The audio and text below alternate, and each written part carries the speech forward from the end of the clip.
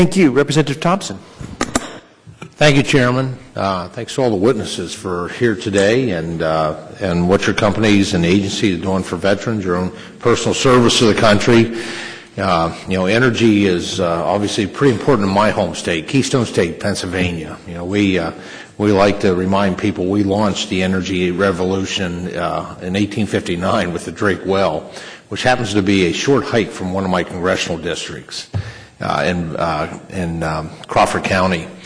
And today, as this one piece of literature even shows, which this is a dynamic or a static snapshot of 2011 for energy jobs. But I know in Pennsylvania, the 339,000 jobs that we had were captured in 2011 on this document are growing each and every day. A lot of that I'm thankful to our Governor Tom Corbett for making sure that government does not get in the way of opportunity. And energy truly is opportunity.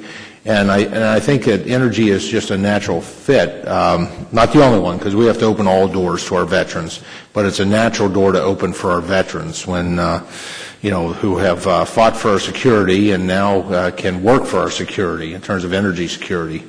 And my dream is, as an Army dad, the day we shut off the valve to the Middle East will be we need one of those parades in New York City where they used to throw out the paper from the top of the skyscrapers, having a son with 11 Bravo, and then after an unfortunate interaction with an IED, reclassified to 35 Foxtrot, married his wife who's 35 Foxtrot.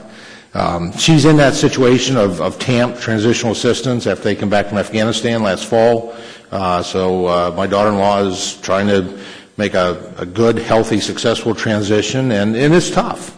But the experience that they have and our members of our military have and bring extensive competencies, they don't always translate well. Now, obviously, they're translating well with the folks that you work with, and so that's my question: How do we make sure that the skills, the experience, the competency, and I want to divide this up. I want to start with those who are enlisted. Okay, how do we make sure that where they don't have maybe the traditional credentials, the degrees, the certificates, you all have done that well. What would you suggest to your counterparts throughout the rest of the private sector in all industries?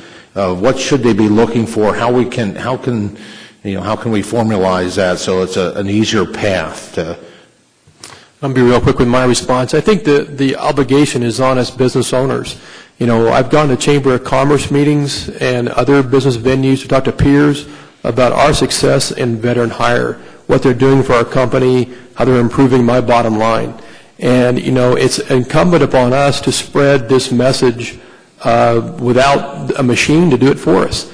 And there are some great ideas here today I've taken notes on, but ultimately it's our responsibility to share this with others and promote what we're seeing as a very positive effect for both parties. I'm going to jump in quickly, sir.